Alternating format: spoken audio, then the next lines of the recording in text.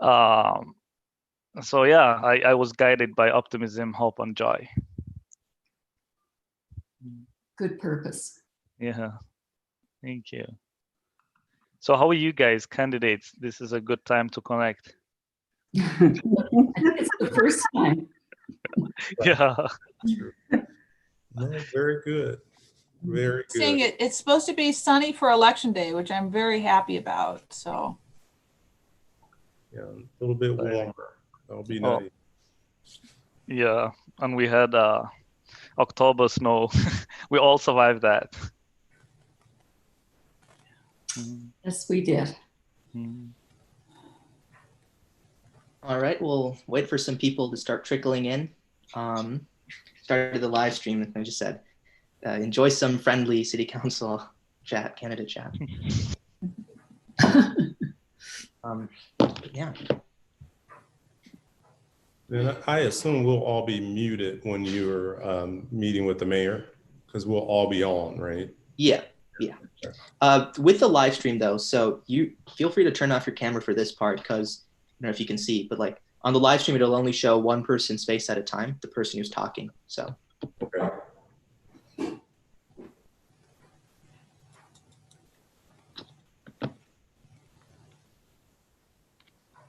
And I don't know if you have any friends watching or whatever, but if they experience any audio issues, please tell them to let us know so we can work that out. Yeah. Ananth, may I ask you one question about order? How are you going to deal with that? So for each question, we have a random order. So like sort of a preview, I guess, like for question 1, for example, the order will go candidate Katui, then you, then candidate Pierce, then candidate Jackson, then candidate Dakane. So I'll read the question, and then I'll call upon each candidate when it is their turn to answer them. There'll also be a few questions which are yes or no questions. So the expectation there is that you answer yes or no to the question, and then we have a follow-up question after that, where we expect you to elaborate on your answer and give you that opportunity. One other thing, we are trying to keep this in a very timely fashion, right? We're trying to stick to our schedule. And so with that in mind, we'll ask you all nicely to basically just try not to go over time if possible. If you do, Abby, and she'll talk about this, she will send a message in the chat, so you may want to keep that open.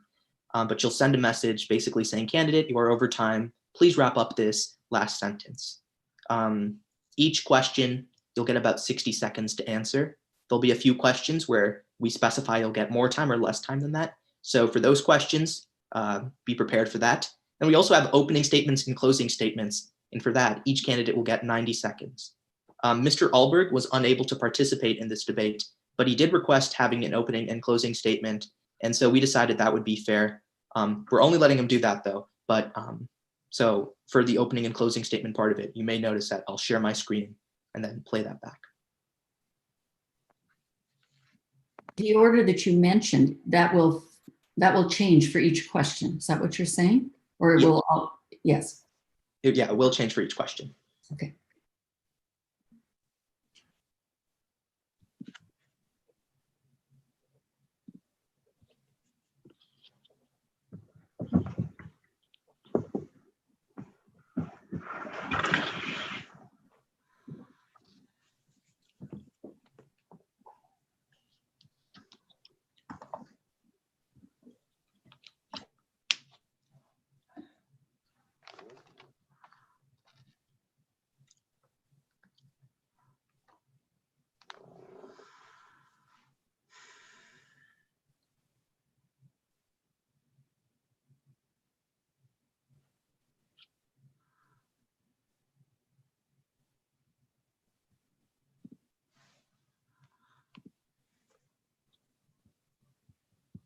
And actually we may start a little bit after 5 o'clock, so maybe like 5:01, just because people may be trickling in.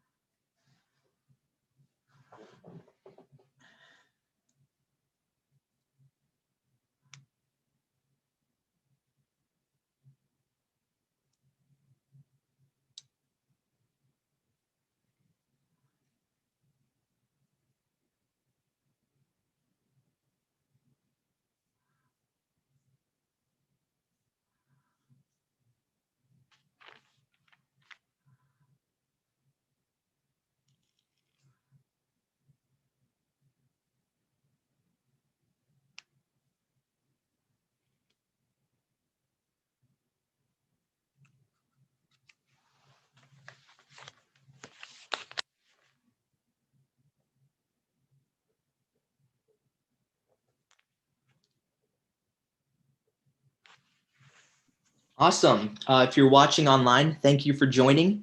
We are about to start our City Council and Mayoral Forum. Before we get into things and establish the rules, give a few thank yous, and talk to the mayor real quick, just want to say that I'm super excited for this. Thank you for supporting our Edina Debate Team, and thank you for participating in local democracy. And with that in mind, I'll pass it on to my fellow debaters. Hello, everyone. First, a thank you to Edina Speech and Debate, without whom this forum would not have been possible. Through participating on the team, I've gained a newfound respect for the importance of civilized discourse and putting yourself in other people's shoes. Like many, I've become a stronger writer, reader, and listener. I've analyzed perspectives from a million different viewpoints, and I've become a more civically engaged citizen. So thank you. If you can, please support the team so they can continue to support the roughly 100 members on it. Second, a thank you to the viewers at home.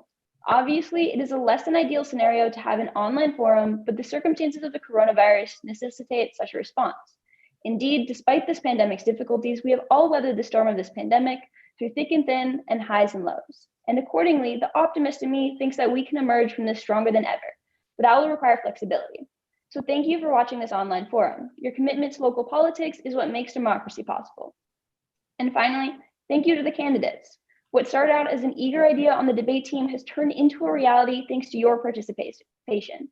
And while we are certainly going to hear a vast set of perspectives tonight, I think we can all agree that it is our similarities, our commitment to democratic discourse, which makes Edina a great place to live, rather than any set of ideological differences.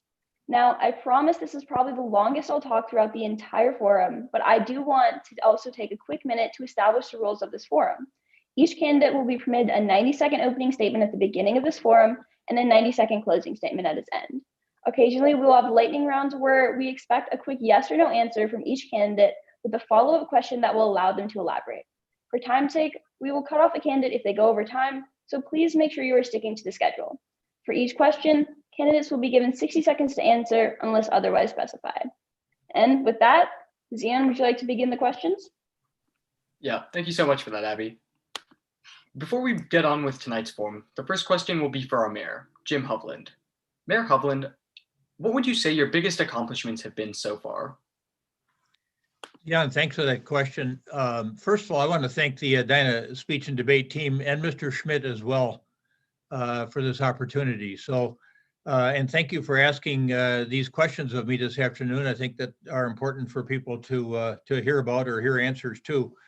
So when you think about big accomplishments, that question threw me a little bit, and I think I have to contemplate it in terms of the tangible and the intangible. So when you think about the intangible, many of those things are very important to me.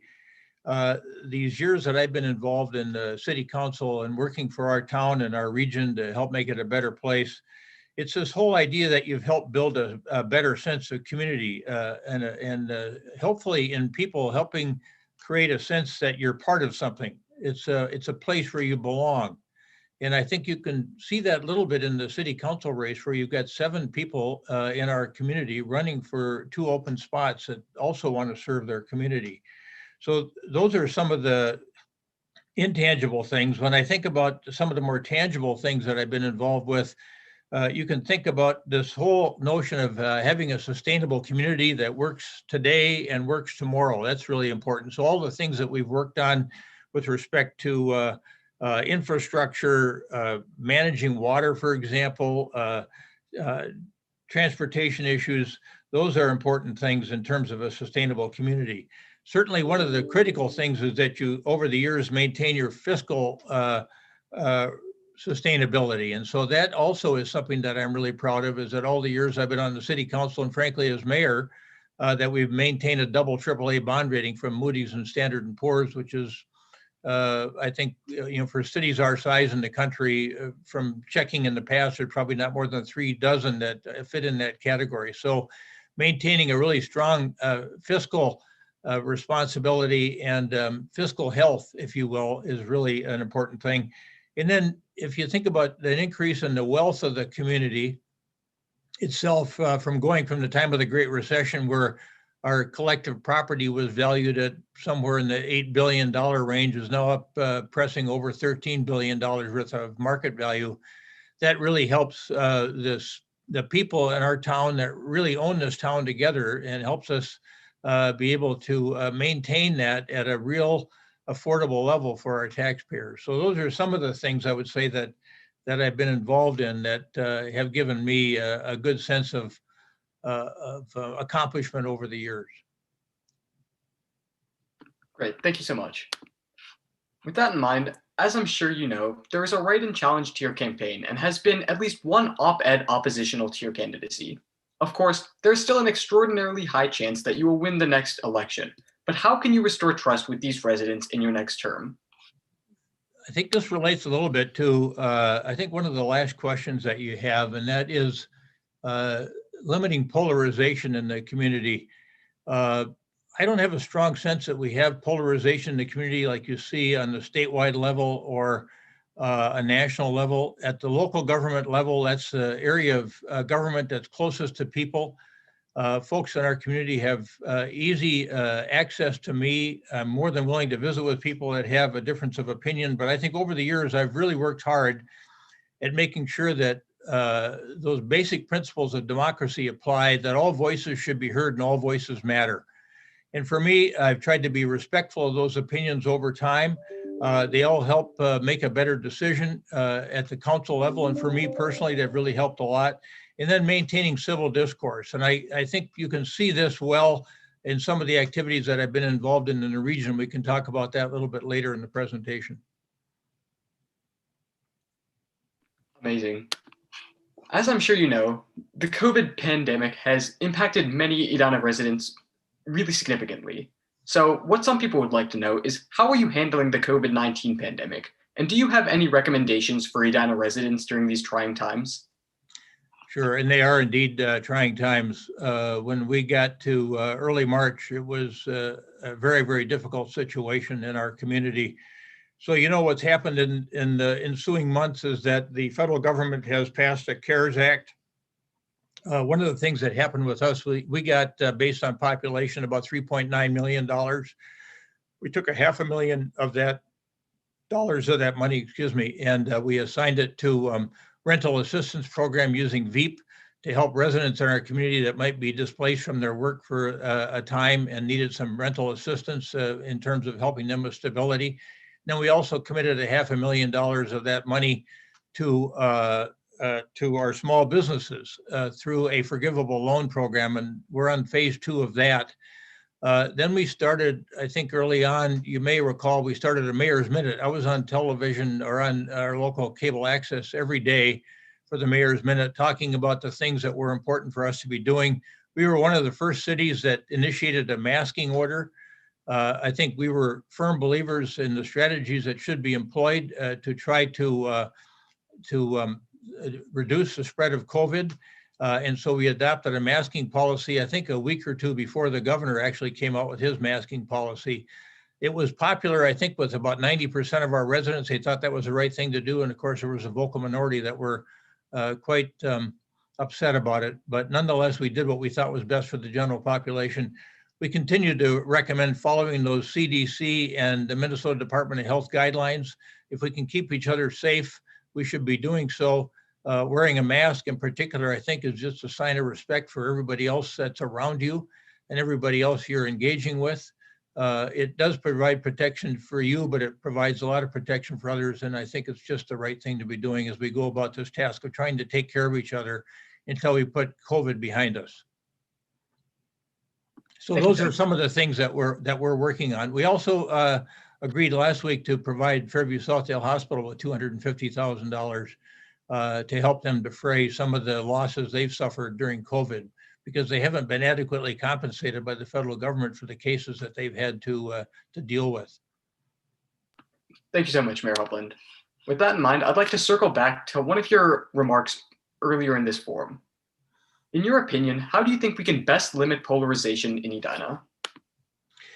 You know, I think a great example of it is, well, a couple of different things. I think at the city council level, you'll find a great deal of respect for not only all of us that are colleagues on the council, but for all of our residents that come in to visit with us, whether by Zoom or the virtual world or in person when we can meet that way. We try to make sure that we're very attentive to their requests and their opinions on things. You've got to make decisions. You're not going to make everybody pleased. And that's, I think, is reflected in some of the people that have opposition to me because they don't agree with my view of the world. And sometimes I agree with them and sometimes I don't, but nonetheless, it's triggered some resistance. But I will tell you that over one of the best examples is over at the Transportation Advisory Board, where I serve with a group of 34 people advising the Met Council on how to spend highway trust fund dollars. And those are elected officials, a little over half of them elected officials from around the region, the other half citizen representatives in different modalities, from transit to non-motorized to freight, other agency organizations. And I will tell you that whether they're liberal or conservative, by the end of the time that we get done evaluating how to spend those monies that come down from the federal government to be used in our region in all these different ways, we have generally consensus of opinion on that. And so if you're respectful of others and their opinions, you engage in civil discourse, you treat everybody like they were your neighbor, I think it just makes a world of difference in how you can achieve a result on something. And I think my experience on the TAB has been one of those things that I've really come to appreciate the effectiveness of good, respectful dialogue and civil discourse. Thank you. In order to wrap up this section of tonight's forum, I would like to ask you, how do you think we could get the youth involved in politics, especially on local levels? You know, one of the things I thought about when you folks were going to have this candidate forum, which I thought was a great idea, was, you know, one of the things that we constantly work on is how can cities and communities be shaped to meet the needs of today, all the while empowering future generations to meet their needs as well. So we think about things like climate change. We think about infrastructure. How are we going to get around in the future? What are these new technologies going to be? What about communications and communication networks? What are they going to look like in year 2050? How are we going to make sure that we have a sustainable sort of situation, not only for today, but for tomorrow, with respect to everything that goes on in our town? With the world growing by 9 billion people by 2050, you know, we're going to have a little bit of growth in our town that we're going to try to make sure we effectively manage and make sure that it's done the right way.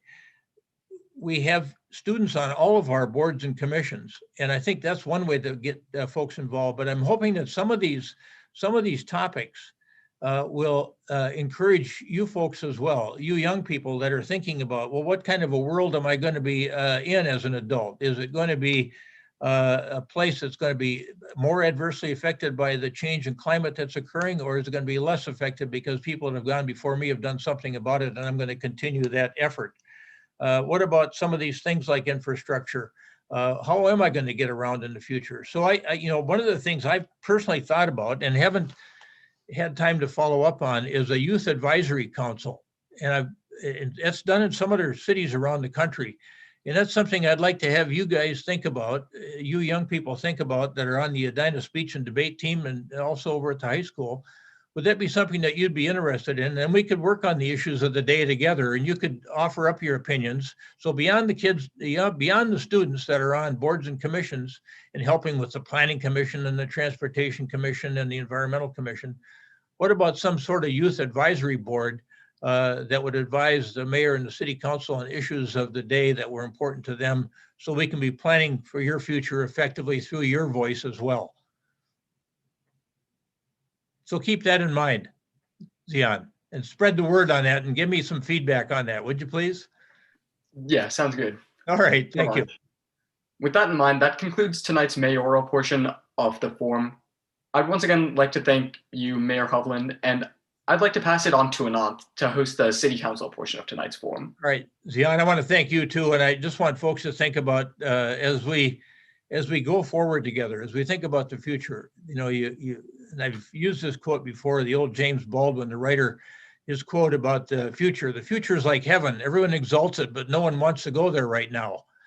And you know, the reason that quote has such appropriateness, I think, is that it's difficult work to think about where your town's heading, and especially when you hit a pandemic like we're in here with COVID, it exacerbates the problems and the challenges of thinking forward. And you folks, you guys over at the high school, you young people at the high school can really help us in that regard, I think, thinking about the issues that are important to you. So keep that in mind and let me know what you think about that idea. Thanks for including me this evening. Thank you so much, Mayor Hovland, and excellent job moderating this mayor part, Ziyan. We're next going to move on to the city council portion of this town hall forum. And as previously mentioned, we're going to start out with an opening statement. Each candidate will be given 90 seconds for an opening statement, and they are free to discuss whatever they choose. We'll start with candidate Gatui.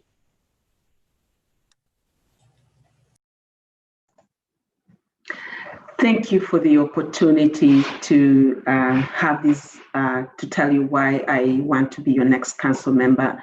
And one of the questions that you just asked the mayor is how to get the youth involved. I am so excited to get the youth involved in politics. And I currently have been fortunate to get one of those youth on my campaign team. And I am so excited because you're the future. And if you learn how to run the country, I will be in good hands. And I'm truly excited about that.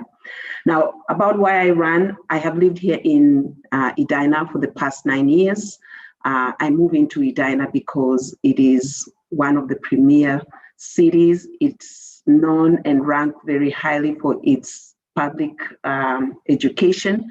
And my 3 children have all attended Edina High School. So that's the reason I moved into Edina. It's because of its ranking in the nation and in the state. In addition to just moving here because of its best schools, I also have been very actively involved. I am a past president for PTO at Southview Middle School. I currently do serve on the Housing Task Force. I also serve on the Energy and Environmental Commission Work Group.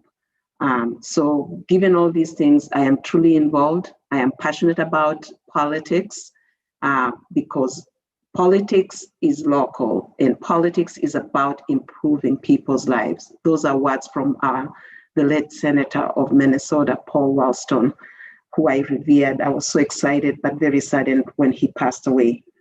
So with that, I am running to bring a different voice to our council. I believe our city will be well served with a diverse voice and ideas going into the future. Just as the mayor spoke, heading into the future, we are definitely going to be diverse. If you look at the marketing strategy at retailers, you can see the landscape is changing in the demographics, and we need to have everyone at the table to be able to build a better future for all of us. So thank you. That's my opening statement. Thank you so much, candidate Gatui. We'll next go to candidate Bland. Thank you. And thank you to the Edina Speech and Debate Team for hosting this evening, and to Joe Schmidt as well. I appreciate the invitation and I'm happy to be here. In the 1970s, when my husband and I chose Edina to put down roots and to raise our 2 children, we wanted excellent schools, beautiful neighborhoods, and great parks. And we were not disappointed. We moved here and we stayed here. I'm an attorney and I've been involved with nonprofits in the larger community as well. But I believe in a rational and reasoned approach. I believe in listening to all voices, and I believe in building consensus. More recently, while working on neighborhood initiatives, I've learned that good municipal decisions often rest on doing thorough research, reaching out to affected neighborhoods, speaking up, and a willingness to challenge conventional wisdom. For the past almost 50 years, I've been proud to call Edina my city and my home. This election marks an opportunity to set a course for the next 50 years and to build a legacy. I'm running for the city council because I care deeply about Edina, its present and its future. I want to ensure our neighborhoods remain great places to raise families and to retire. I want to support and promote our business districts. I want to ensure that development reflects the best thinking of stakeholders and respects and promotes the environment. Thank you very much. Thank you so much, Candidate Bland. We'll next go to you, Candidate Pierce. Hi, I'm James Pierce and a candidate for Edina City Council. Thanks to the Edina Debate Team for hosting this event. We're in the midst of a global pandemic that is wreaking havoc on our personal lives, our business community, and our schools. And at the same time, we continue to hear many voices demanding social change. But let there be no doubt, we live in a great community. We live in a community with great schools where my 3 daughters have all attended. We live in a community with great parks that have been a lifeline throughout the pandemic. We live in a community with great leaders like my fellow candidates who step up to answer the call when needed. Over the past few months, I've spoken to many residents about some of the complex challenges we need to solve. To meet the needs of today and prepare for the future, we need new perspectives. As Edina continues to grow and change, I bring a much needed perspective, both as a strategic business leader and as someone who has lived in many communities very different from Edina. I believe I have the unique perspective to help solve affordable housing by ensuring we have a healthy housing cycle with attractive options that work for all income levels and across all stages of life. Ensure that our community promotes vitality and purpose as our seniors live out their golden years. And finally, ensure that Edina becomes the most welcoming community in the state of Minnesota. If I'm blessed to earn a seat at the table, I will ensure that all voices are heard and I will always represent the entire community. Thank you. Thank you so much, Candidate Pierce. We'll next move to Candidate Jackson. Good afternoon. Thanks to the Edina Speech and Debate Team for hosting this tonight. I love the chance to talk to the high school students. You always make things much more interesting and lively. So that's great. Thank you so much. So I'm an attorney and I've been an advocate for cities and for voting rights. I'm also a mom. We moved here when our kids were little for the great schools and the beautiful parks and the strong sense of community. I've been involved in the PTO and at the site council at Valley View Middle School. And I've just stepped down recently as chair of the Energy and Environment Commission for the city of Edina. Really the best part, I think, of serving on the Energy and Environment Commission has been the student commissioners. They really bring a lot of life to the discussion and a future focus, which is wonderful. So when I advocated for cities, I advocated for transportation funding, for taxes, and for economic development. I've also been an advocate for voting rights and a consultant on voting rights. It's a very important part of who I am. And I hope that those of you who are 18 and older are all registered to vote. This is a huge election and we really need your voice. I'm excited to run for Edina City Council because I love the business of cities. Cities are what make a place a nice place to live. They provide services like police and snow plowing, infrastructure like streets and clean drinking water, and make land use decisions about zoning and how tall buildings are, how close together, how much green space. It's very exciting. It's interesting work and it's exciting to think about building the future. 3 things I'm focusing on are increased communications. It's really important that people feel that they're engaged in the decisions of the city. So we want to hear from them and we want to communicate clearly. I'm an advocate for sustainability in the environment. We're facing climate change, which is the crisis of our lifetime. And finally, equity. We want to make sure that everybody has a voice at the table. Thank you. Thank you so much. And finally, we'll go to Candidate Takane. Hi, thank you so much. Again, my name is Ukasha Dakane, and I'm really excited to see young people organizing and also creating this amazing forum for candidates who will make future decisions that will impact many young people's life. And this is what I have done in my in the past experiences, where I've created spaces where young people can make decisions and be engaged civically. I am running for Edina City Council to bring a strong, diverse voice to policy level decisions and ensure all residents' opinions and voices are heard.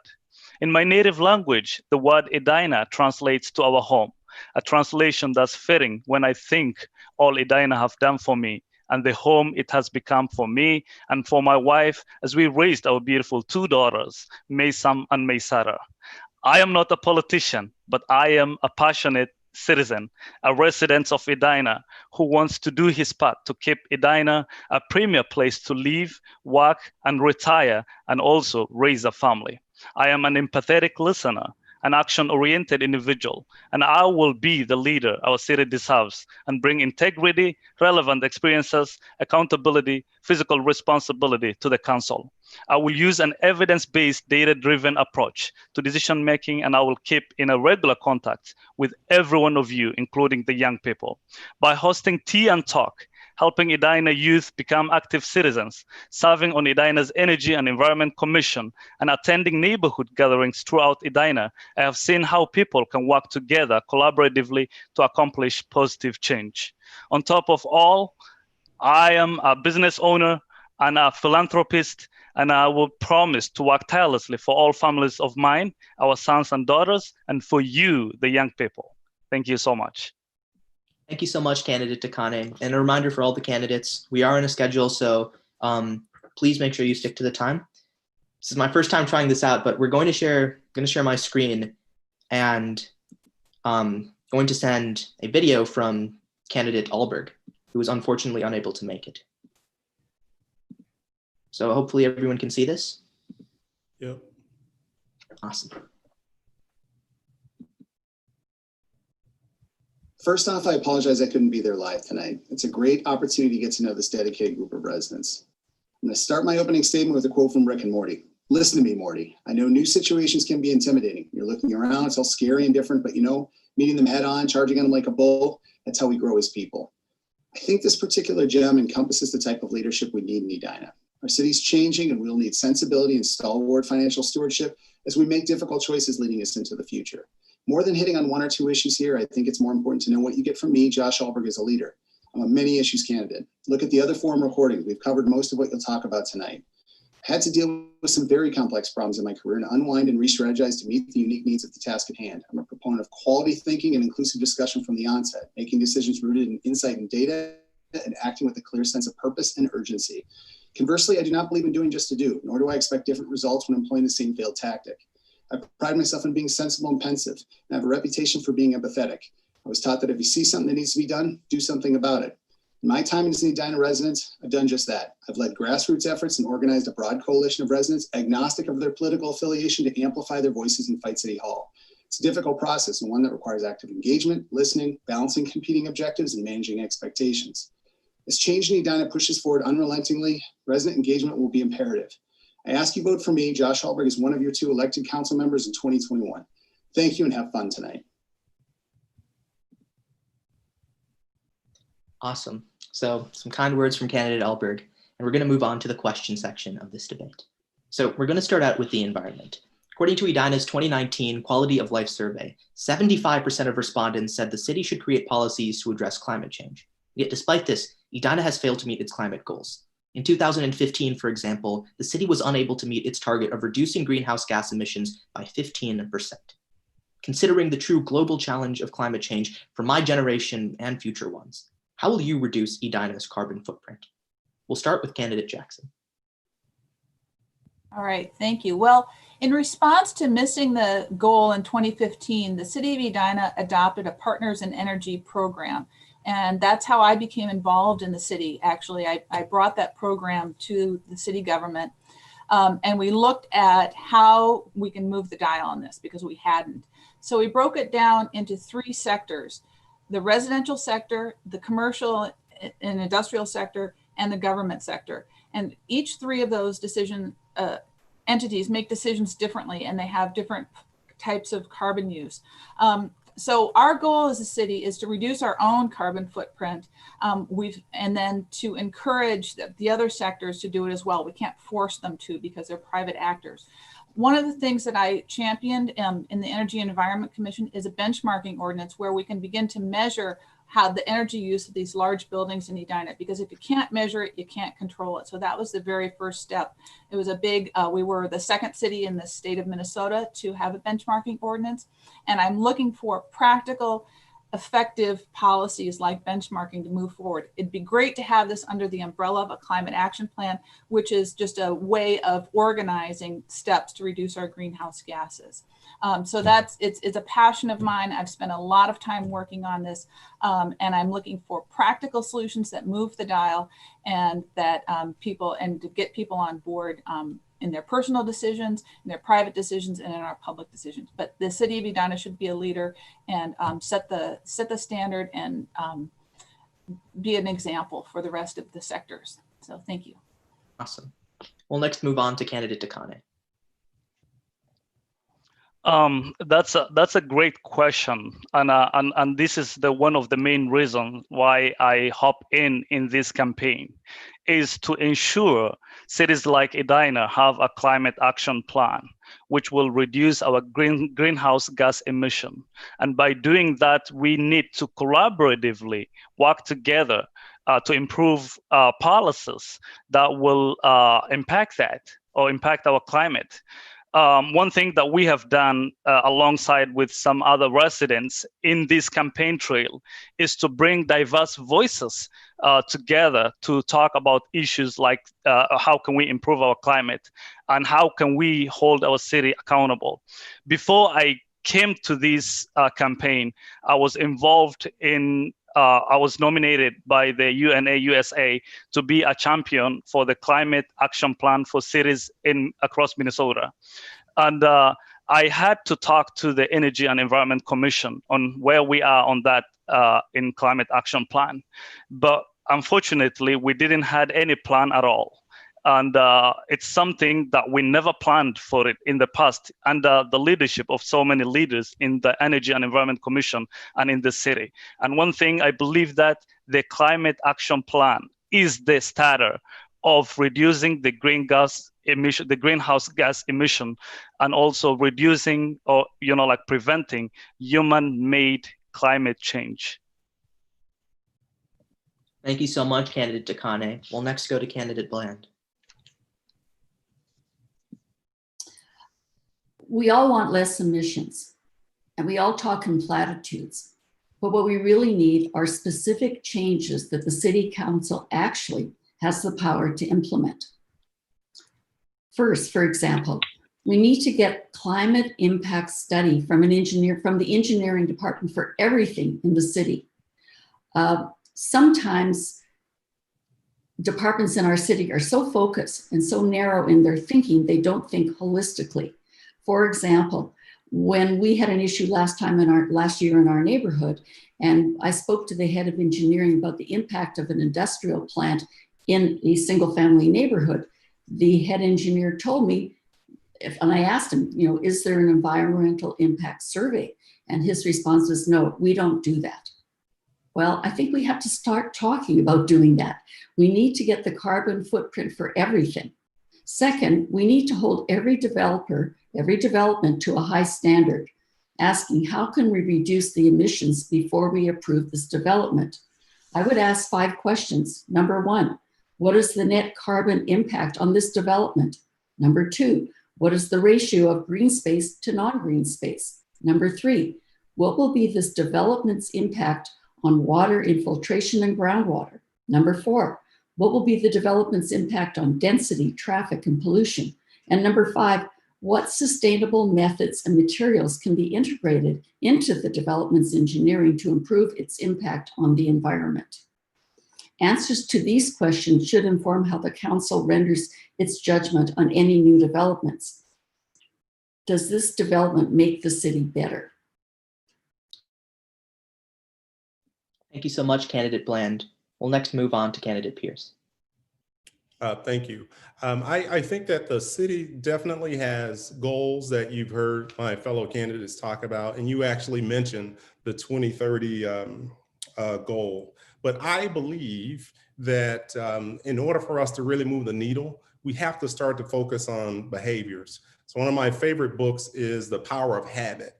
And it talks about how you use habits to change behavior.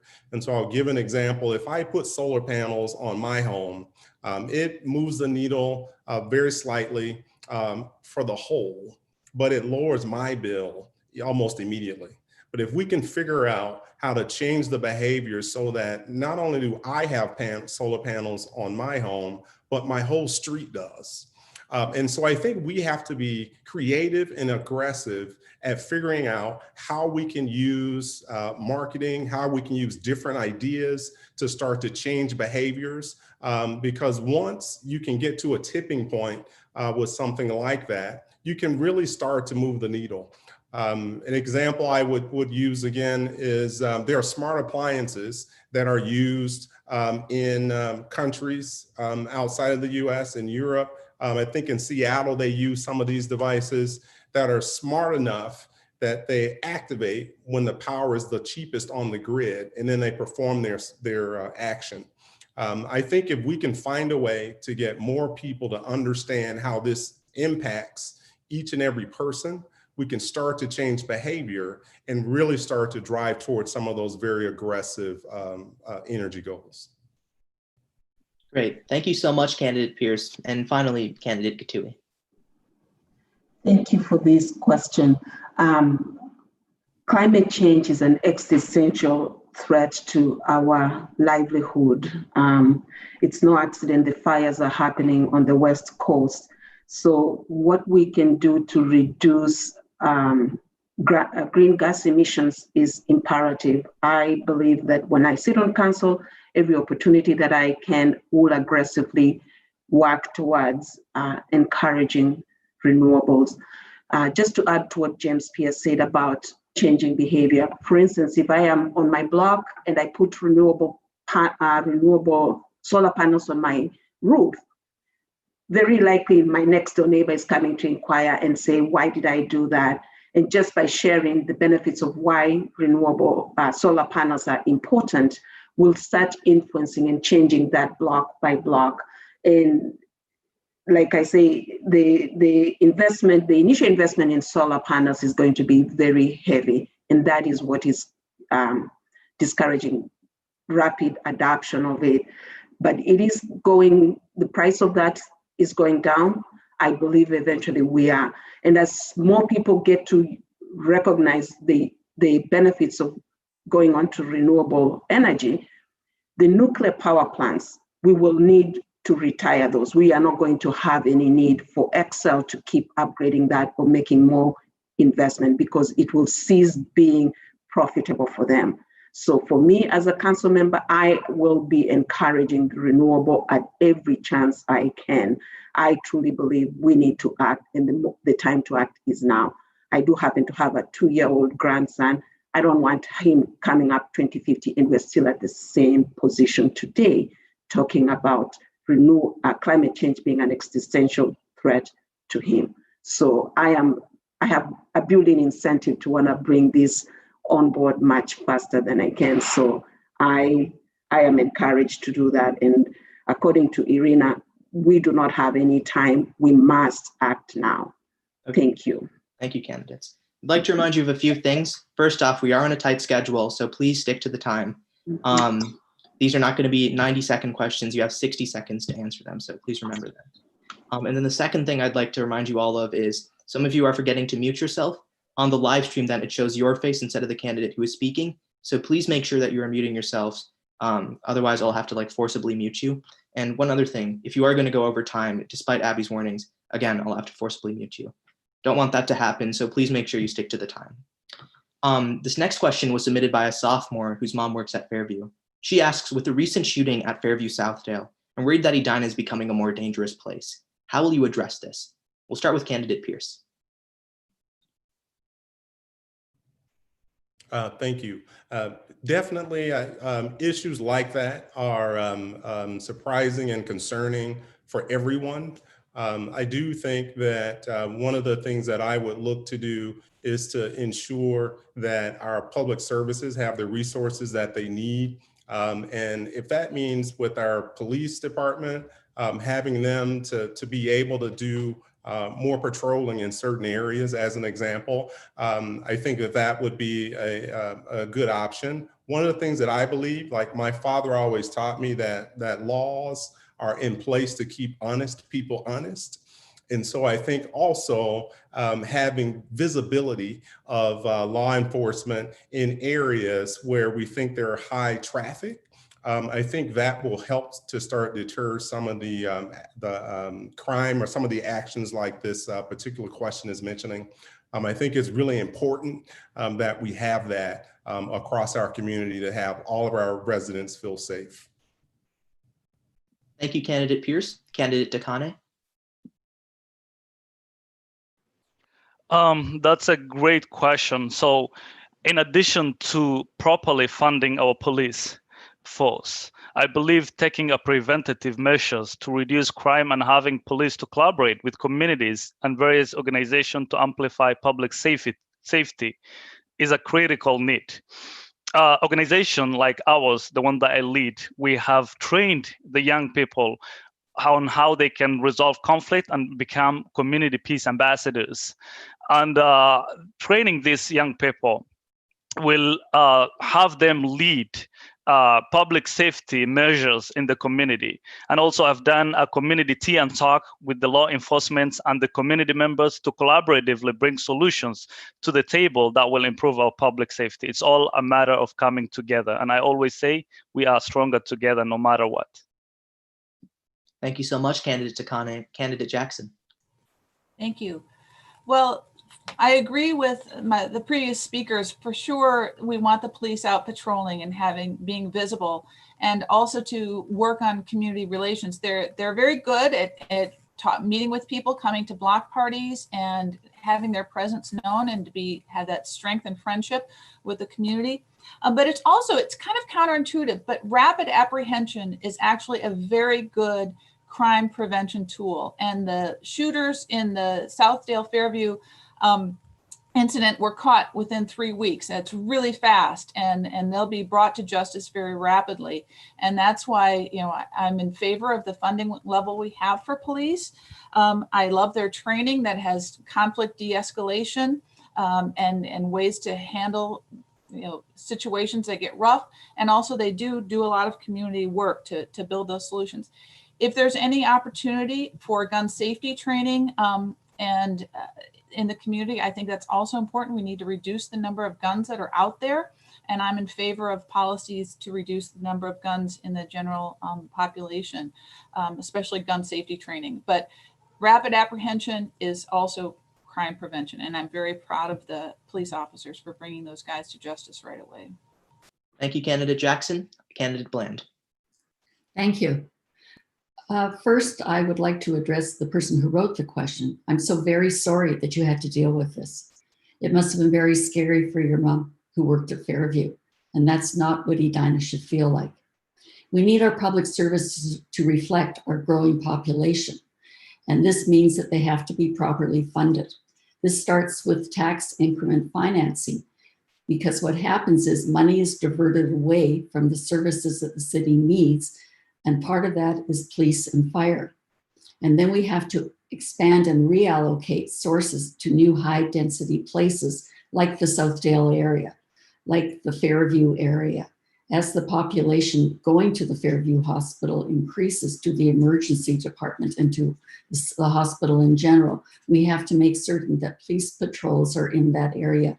And that can only happen if we add to our police force, as we're doing with the new tax levy next year, and make certain that we are covering all these areas to keep people safe. Thank you, Candidate Bland. And finally, Candidate Katui.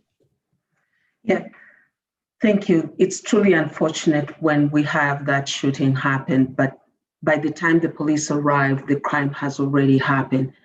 In my view, we need to be able to address and prevent the reasons that is happening. So it is a much bigger issue than just when that crime has happened. It already took 3 weeks into the future to find that out. My position would like to be able to prevent that. How do we prevent that? It starts with our social programs. It starts with one of my very important pillars, affordable housing, being able to cater for the basic needs of human needs are the root causes of some of these incidents. So if we are able to make investments in that, we will be. But then by just the very nature that proximity to a major metropolitan city like Minneapolis, and we had riots happening there, we are not going to be insulated against that. So as connected communities, we have a shared border, and those things are going to spill into our communities. So in my position, I would like to be able to invest in resources that help prevent that kind of crime happening, and therefore hopefully prevent a loss of life. So from social programs to investments in education to housing. All right, thank you. As a follow-up to that, I know many people in my generation have adopted the slogan, defund the police. That is, reallocate resources away from our police departments toward other institutions. In fact, the most asked questions by students who submitted a question was about defunding the police. So for this lightning round, can each candidate please provide a quick yes or no answer to the question, do you support defunding the police? We'll give you an opportunity to follow up shortly. Quick yes or no, candidate Bland. No. A quick yes or no, candidate Jackson. No. A quick yes or no, candidate Gatui. Candidate Gatui, you're muted. Yes. Candidate Takane. No. Candidate Pierce. Yes. Awesome. Now, as promised, each candidate will now get an opportunity to elaborate on their previous response. So we'll go in the same order. Candidate Bland, you may start. I would start by saying I'm very proud of our Edina Police Department. We have a very high bar in hiring people and in training them and training them and training them over and over again. Just recently, some awards were given to our department for outstanding law enforcement from Mothers Against Drunk Driving for the stops that they made and curtailed drunk driving on our roads. But more importantly, I had a conversation a while ago with Darren Davis, who's an outstanding police officer in Edina, and he talked about de-escalating, subduing situations where it could escalate into something really bad. He talked about how they are trained to have respect for people every place. And the fact is that they are here to protect and to serve our community. They are part of our community. He did say that there are bad apples nationally in other departments. And, Minneapolis for certain, Chicago, LA, New York, there are bad apples. But they try, and that's very personal to him because he takes it personally. But I would say also they try very hard in our police department to weed these people out if they happen to happen to be there. I don't think they do, but if they were to, they would weed them out. And I think this should make us all very safe going forward. Thank you very much. Thank you, Candidate Bland. Candidate Jackson. Thank you.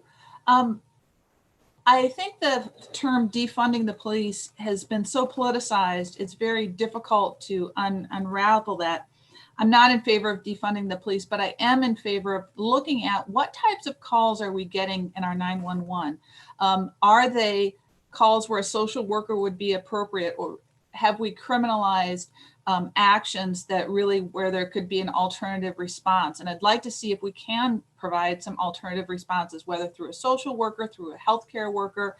I am very proud of the de-escalation training that our Edina police force have undergone. They've gone magnitudes of time more than the state training requires, and they know how to take a situation and diffuse it to make it a more peaceful situation, because violence is not a response in some of these situations. But so I'd like to see if there are alternatives out there, but in the short term, I'm not in favor of defunding the police. Great, thank you, Candidate Jackson. Candidate Gatui. Yes, I responded yes to defund the police. I have actually requested a report to see, we have in the last 3 years here in Edina increased the police budget by hiring. I would like to be able to see, why are we increasing? Why is that budget going up? I do not have the data to support that, and that is really concerning. So when I say defund the police, I'm like, let's reallocate the money that we are adding up headcount on police force and put in social services, better education. Yes, Edina Schools has the best schools in the state, in the country. Some of us are not fully benefiting from that. So when I say reallocate the resources, that's exactly what I mean. We need to make investments where it really matters in order to be able to prevent investing in the police force. We are, as a nation, we are only 5% of the world population. We have 25% incarceration rate. There's something wrong there. So when we fund police, we are increasing the incentives to find fault with certain groups of people. So that is my issue. We need to fund where it is necessary so we can avoid the conflicts that we are currently having. Candidate Takane.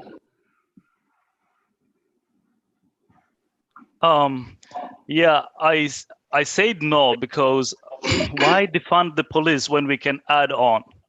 I have friends and family members who are serving with compassion, and they love the work that they're doing right now. They're keeping communities safe. And it's critical to public safety, and it plays a good role in that community.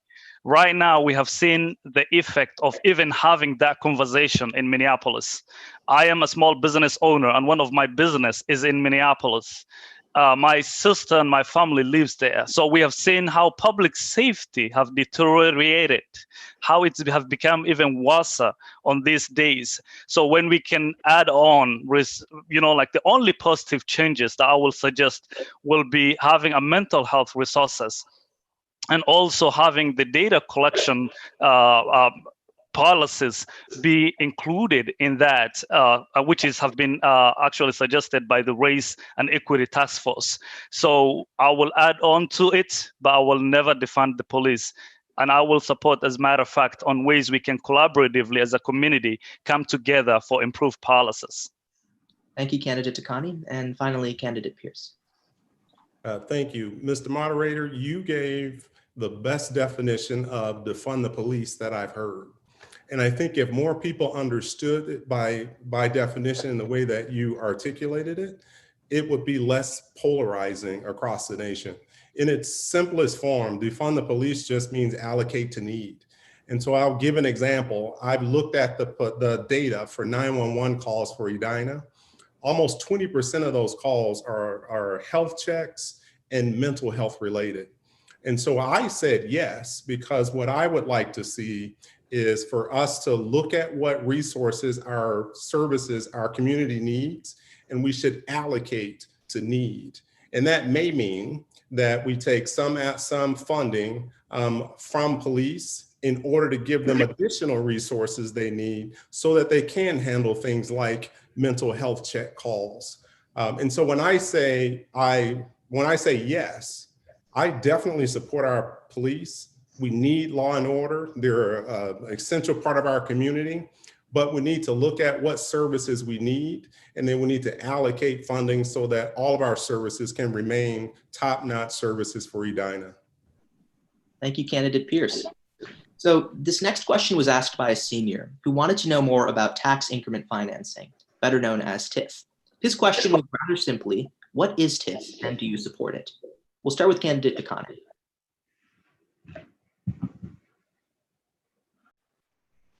Yeah, TIF is a great tool used in municipality to incentivize affordable homes. And it's really, really an amazing tool that promotes on ways our communities can live better and become more affordable. As we have seen right now, there's different TIF districts all across Edina.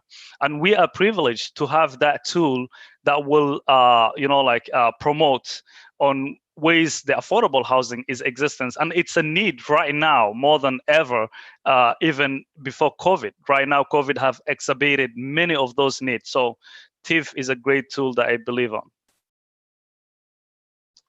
Thank you so much, Candidate Takane. We'll next go to Candidate Katui. I am a strong supporter of TIF, and the way I have understood TIF to mean it's a tax increment financing tool available to the cities that is regulated by state, and how it is intended to be used is for projects that otherwise will not be able to be constructed. For instance, if a developer comes to the Southdale area and we have water damage or some structural defect on the property they have, that is what would enable them to proceed and construct that. But also that should be for the benefit of the general public. That means the citizens of Edina. So it's not just to be given to everybody. It has to have some qualifying pieces of it. The citizens are going to be benefiting. That project would otherwise not take off without the assistance of the tax increment. But more importantly, it has to benefit the citizens. That's why I support affordable TIF. Thank you so much, Candidate Katui. Candidate Pierce? Tax increment financing, essentially your builder or developer is deferring property tax payments over the period of time. And so it's similar to a loan, if you think of it that way. I actually am supportive of TIF. I think Edina has done a great job of using TIF for projects that benefit the entire community, like Centennial Lakes, the Grandview area, Southdale, parts of Southdale were funded using TIF.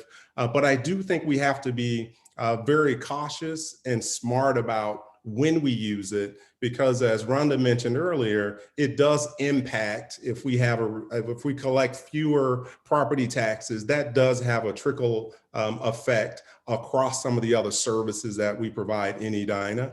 But I do think it's an effective tool that can be used when used right. Thank you so much, Candidate Pierce. Candidate Jackson. Thanks. I'm going to give you a real brief finance lesson. So when you build a big project, you don't have enough cash on hand to build it, so you have to borrow money. If you're the government, you can borrow at government rates, which is a low rate of interest. If you're a private actor, you have to borrow at market rates, which is a higher rate of interest. So what TIF financing is it gives a developer access to the government rate, because what they're going to be building is in the public benefit. So affordable housing is one thing. If they're going to have a park that they're going to develop, or a stormwater management, something that benefits the entire city, not just the development, they can get this low interest loan. So the way the loan is paid off then is you have the building pays taxes here, the land. And then when they build a nicer building, and the taxes that come off of that building are the difference between my two hands. That increment is what's used to pay off the loan. So the city continues to get taxes at the lower rate, and they collect taxes at the higher rate, but the money that they collect between my two hands pays off that loan, and it's a lower interest rate than if it had been, and then the city gets money from the developer, and that's when it gets complicated. But essentially, it's the increment that pays off the loan, and I'm in favor of it for certain projects. Awesome. Thank you, Candidate Jackson. And finally, Candidate Bland. Thank you very much. Other candidates have done a good job of explaining what TIF is about, so I think I'll just get into my position on it. And to be clear also, even though Centennial was a great project using TIF, it can no longer be used for projects like Centennial. The problem with TIF is it defers funding for services while simultaneously putting strain on them in the context, so that in context, because more people, more apartments, whatever, more business. So that means less money for schools with more kids in the schools. The intention to revive blighted areas, which was the original reason for TIF, created the but-for test. In other words, but for TIF, a developer would not go into that area. We don't have blighted areas in Edina. We do have some substandard areas and areas that might need redevelopment. But in many cases, the developer would develop anyways. So sidetracking that money away from schools and services, I think, is not a good idea. I think TIF has been overused, and I think we need to show restraint. Thank you, Candidate Bland. So Edina's debt currently totals $112 million, and 80% of that is scheduled to be paid off in the next 10 years. This is another two-part question, with the first part coming from a 10th grader who asks, is Edina's debt a problem? Again, we're going to do a quick yes or no. A quick yes or no, Candidate Katui. It's going to be a problem depending. Okay, you said yes or no. We'll No. give you a chance to explain, so don't worry, just yes or no. Okay. Yes, it is a problem. Awesome. Candidate Bland? I would say yes as well. Candidate Jackson? No. Candidate Takane? Yes, it's a problem. Candidate Pierce? No. Okay, great. So for those of you who answered yes to the previous question, my question is, how will you reduce Edina's debt? And for those of you who didn't think debt is a problem, please elaborate. We'll go in the same order as last time, starting with candidate Katui. The debt is a problem. I said yes because COVID-19 has decimated our budgets. I'm certain our retailers, many of them in the next 3 months, the most busiest time of the year when they're supposed to be making the most profits, they're going to be under. So there will be no revenue collected. So how are we servicing this debt? So that's why I say yes, it's a problem because of that reason. Okay, great. Candidate Bland. Thank you. In the history of Edina, we've never had so much debt. And now we're heading for a recession. We don't know how deep and how long that's going to be. If we want to have Edina continue to define excellence, we can no longer operate with this sort of debt, with this unprecedented debt. That's why I think tax increment financing is a problem, because it diverts money that can be used, in this case, maybe to reduce debt, but also to run the services that we need. In addition to that, we have over $100 million of capital improvement projects that are unfunded at the moment. Again, diverting tax dollars, not being able to pay for these things, not a good thing. If we slow down with TIF, we can start to get our debt under control. Thank you. Thank you. Candidate Jackson? So first of all, our revenues are not decimated. Our tax revenues came in this summer at regular levels. We don't know yet, but people are paying their property taxes, and that's what goes to pay for this debt. So that's just simply wrong. When the city of Edina issued bonds in June, they got a AAA bond rating from both bond rating agencies, from Standard & Poor's, from Moody's. And when the bond rating agencies give you, we're one of the few communities in Minnesota to have a double AAA bond rating. So they know what they're talking about. They look at our finances and our ability to pay. If there were any sort of recommendation from them, you need to be aware of this, you need to be worried about this, that's when I would get worried. The thing with debt is, can you pay it off? And yes, we have the finances to pay it off. And of course, we don't want to be over levered, but we're a long ways from having too much leverage. You do need it to build buildings. Like I said earlier, we just don't have cash sitting around to build buildings, but it's not at a dangerous level by any stretch of the imagination. I'm always cautious with money, but we are not in financial trouble. Thank you, Candidate Jackson. Candidate Takane. Yes, it's a problem. Actually, before to COVID, we had a huge debt. And after COVID, we even increased that debt. We don't know yet, but we can even figure it out that.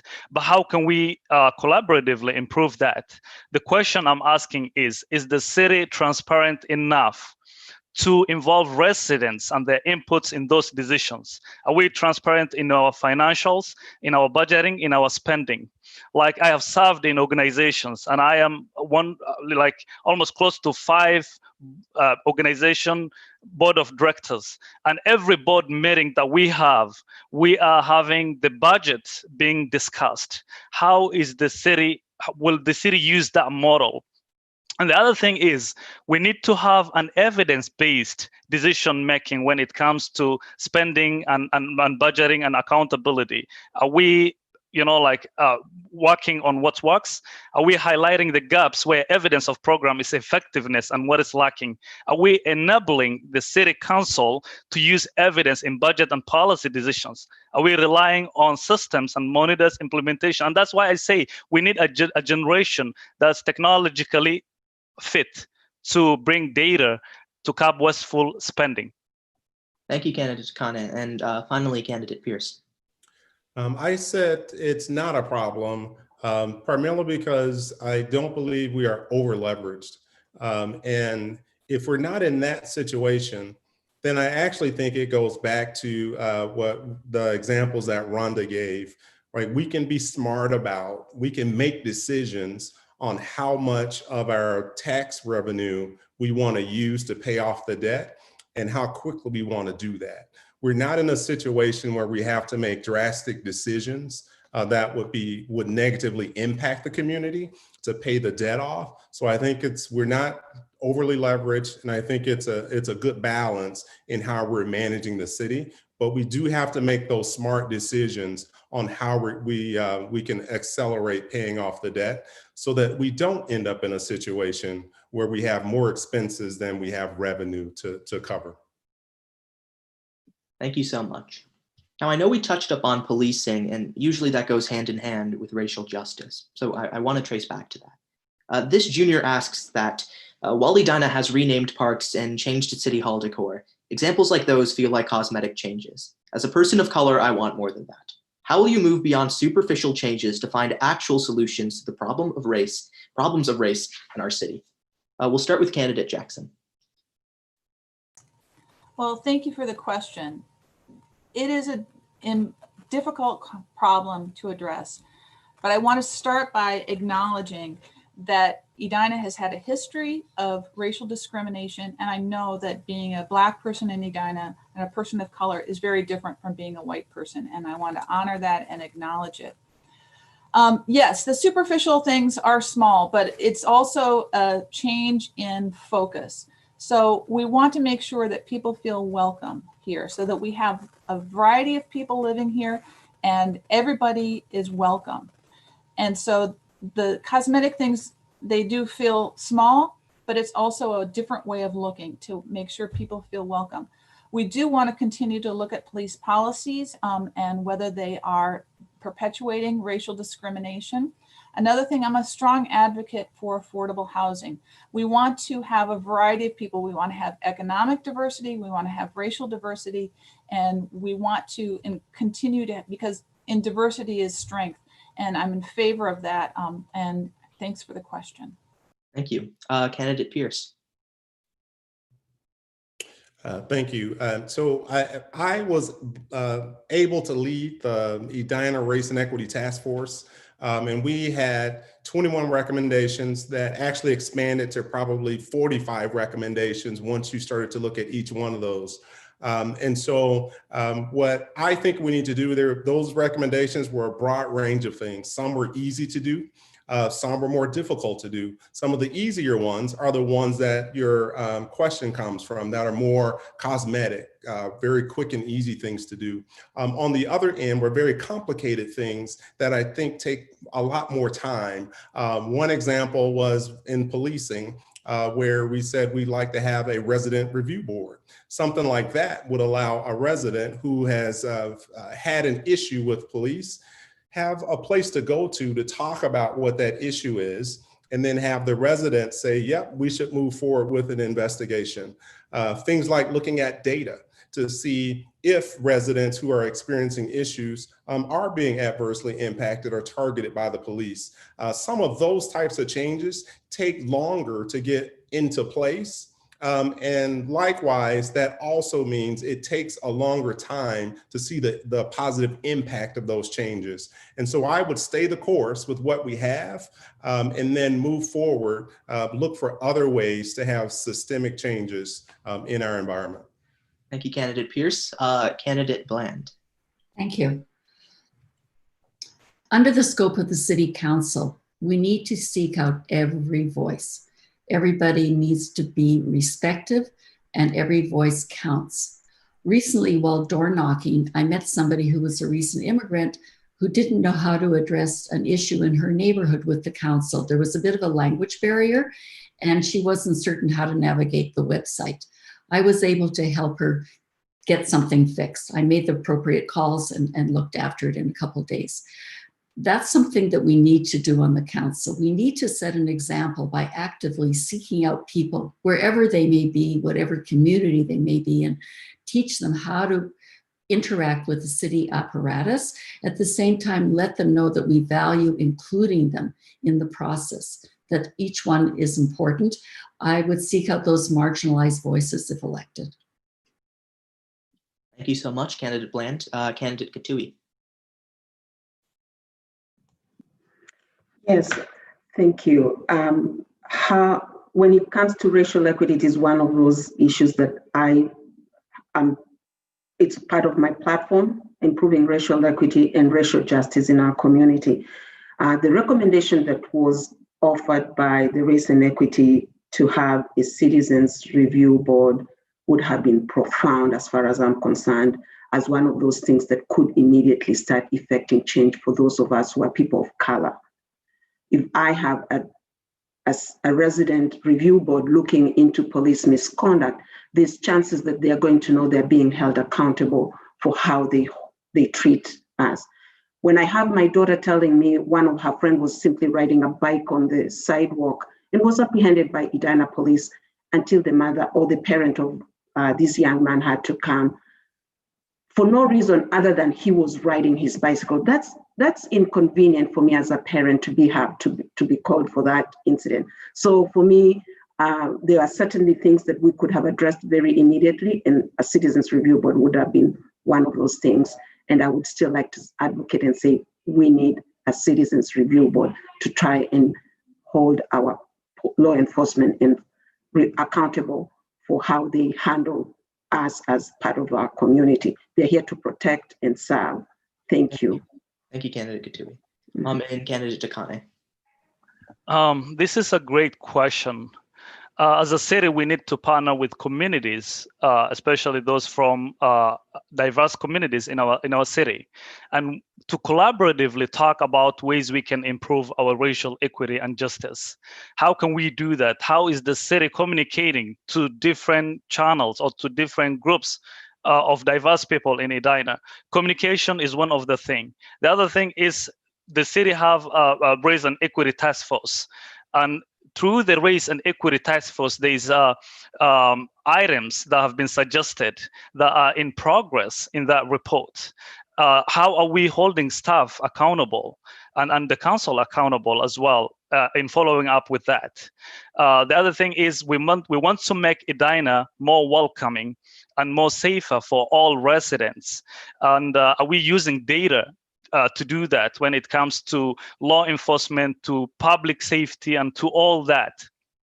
And the critical thing is to collaboratively sit on the table and have our decisions and voices represent the values of communities that we are all from. And it starts right here, electing the best of those communities. Thank you so much, Candidate Takane. So this next question is actually based on a comment by a senior.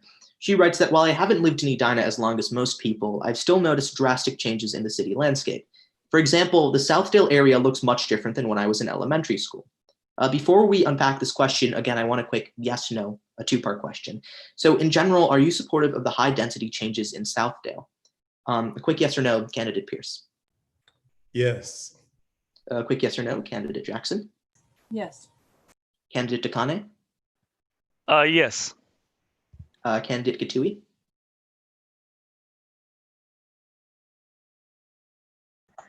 Yes. And Candidate Bland. I would say no. Qualified. Okay. We'll give you all an opportunity to follow up with that now. So please elaborate on your response as to why you do or don't support changes like those we've seen near the Southdale area. Again, we'll start with Candidate Pierce. There are two facts that I think drive some of the decisions that we make. One is that we're continuing to grow. And two, Edina is essentially we're essentially landlocked. So we have less land to be able to develop.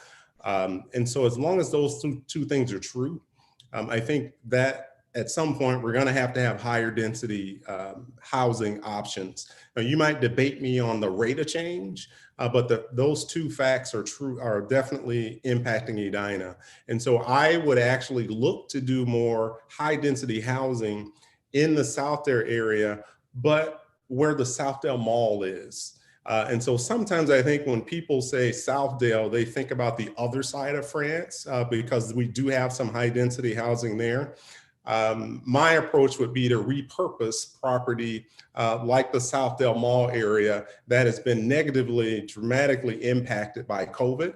And so that's where I would look to have higher density in an area where there already are apartments there are hotels there. So there's already quite a bit of high density in that space. And so I think the impact would be less to single family home owners if we were able to create a very attractive area there.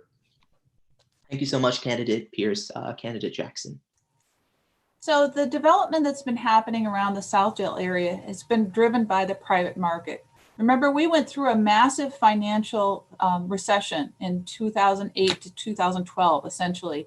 And so a lot of business was backlogged. And then we've had a roaring economy since then with very low interest rates, and that drives development. So we've got high priced land, low interest rates, and so people want to use that land to make money. What the city does is then they put some controls on that. They control the height, control the density. And so the development itself has been driven by the private market. With our new comprehensive plan, we should be more predictable in the way these developments happen. We want to make sure that there's enough green space and light and air as things change, but it's the private market that's driving the redevelopment. The city has been amenable to that, and now with our new plan, it should be more predictable and hopefully something that's exciting and when we're really excited about. So thanks. Thank you, Candidate Jackson. Candidate Dekane. Density, that's a good question again. Density is a good thing in cities that are evolving and growing because the density is what makes mass transit more possible, and it allows for more affordable housing. It creates environments where people can walk and where children can find playgrounds. I don't mean that we have to overcrowd for us to have those amenities, but what I mean is that it allow us to bring people together where they can collaboratively support each other and find each other. But again, we have to manage density, and it's up to the city to work for the ways we can manage density, because with density comes public safety, with density comes some other challenges, but we are up for that. I mean, we have to collaboratively find ways we can manage that to support our school system and our public safety. Thank you so much, Candidate Dekane. Candidate Kitui. Yes, I am in support of density. I do happen to live in a building that is already 13 floors in Southdale area, so it will be contradictory for me to say I don't want that. But more importantly, I am in support of affordable housing, which is sorely lacking in our community. We are making progress. We are making it at a very slow pace. So I would not be opposing an opportunity to build. But more importantly, I'll be sticking out to say, what are the affordable units that are going into that building? If there are no affordable units, I'm not going to be in support of high density anyways.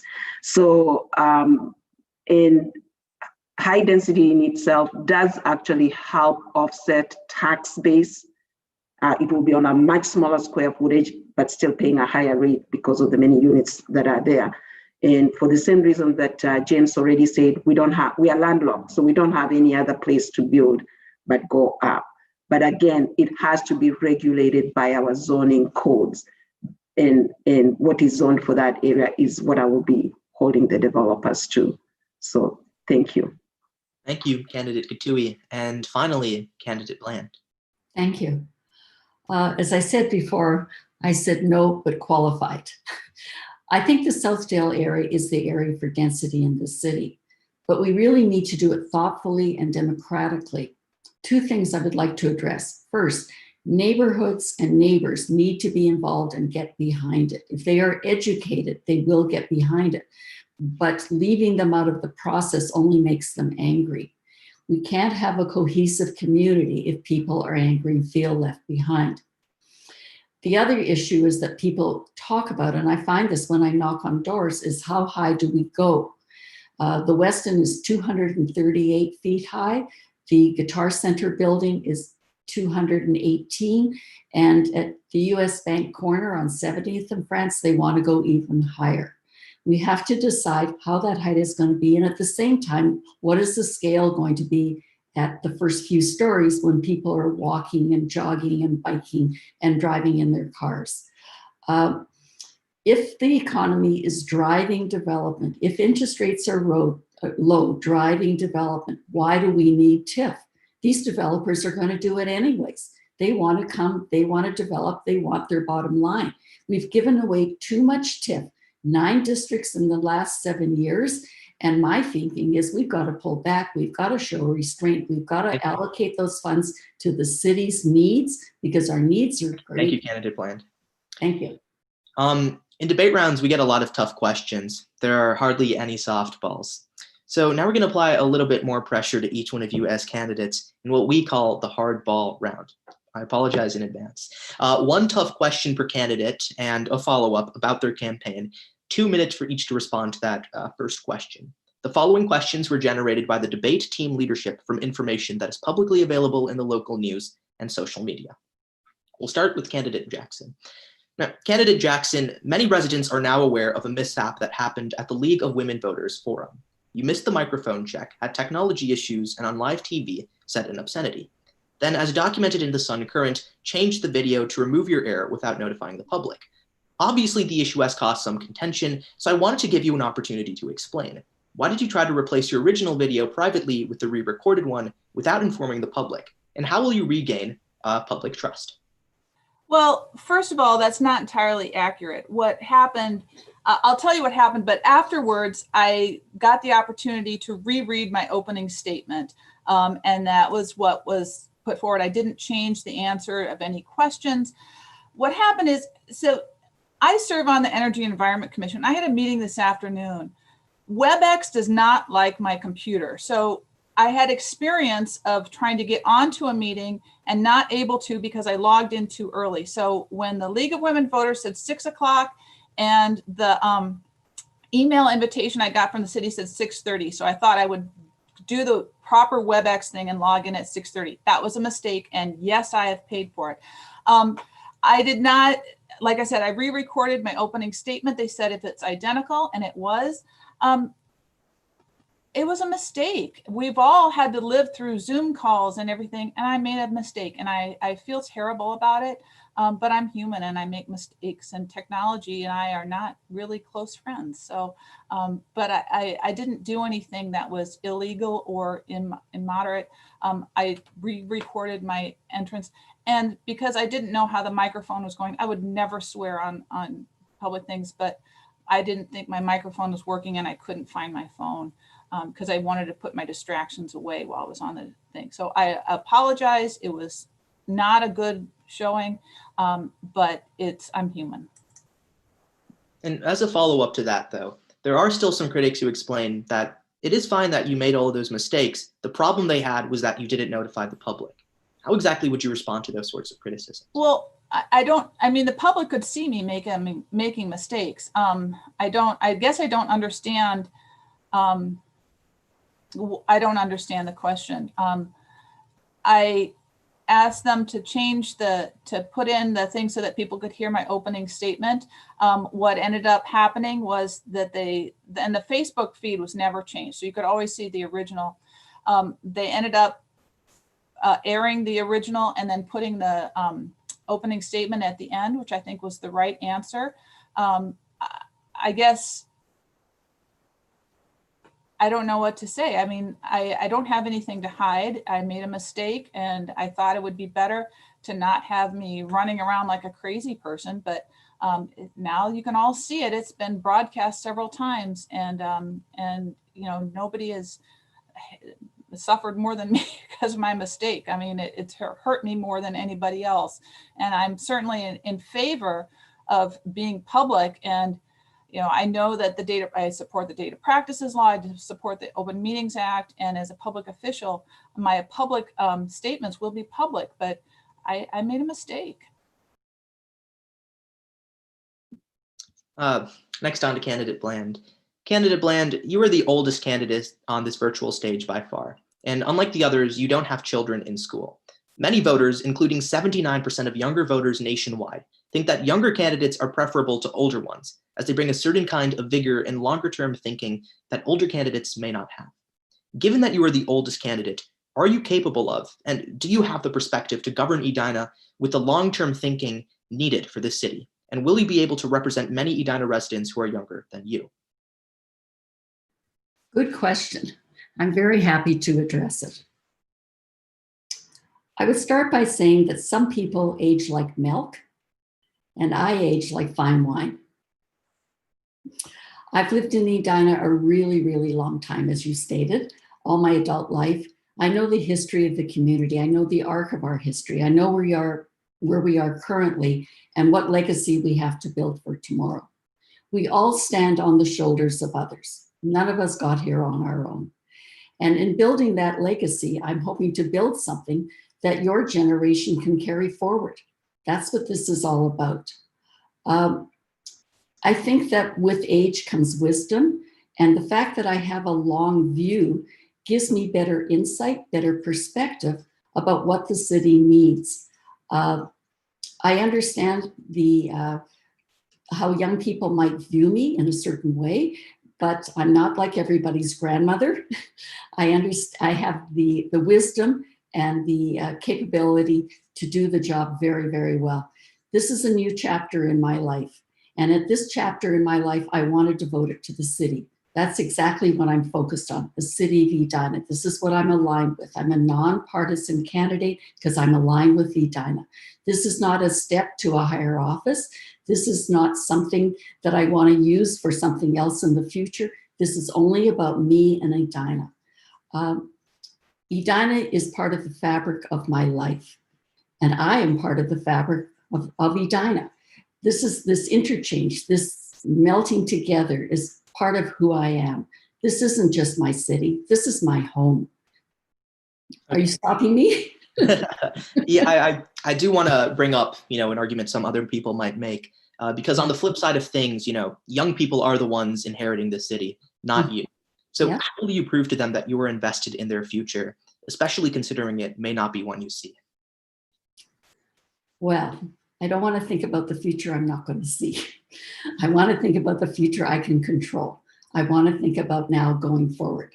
And the fact is that even though you're right, I don't have children in the schools, my children are products of Edina schools, I have grandchildren. If you think I don't care about what's coming forward in the future, about the next generations going forward, of course I care. I want a better tomorrow. I want a better future for all the children of Edina, because while my own children might be my micro family, my macro family is the community of Edina. This is what I care about. This is what I'm focused on. And again, I really, really believe that with my temperament, with my vision, I can produce something that going forward, all of you, Ananth, all of you and your colleagues will have something solid to stand on for the future so that you can build the next leg up in our future. Thank you. On to candidate Pierce. Candidate Pierce, your online fundraising is hosted by ActBlue. Now, ActBlue expenditures also appear in your publicly available financial reports. ActBlue is associated with the DNC, and 3.95% of every dollar, roughly 4%, donated to your campaign from an Edina resident goes to causes backed by the National Democratic Party. In a race for nonpartisan office, do you think it was appropriate to use ActBlue? Thank you for the question. Do I think it was appropriate to use ActBlue? I would answer that with a comment about intent, is the way I would look at that. My intent was to use a platform that would allow us to collect donations online with a credit card.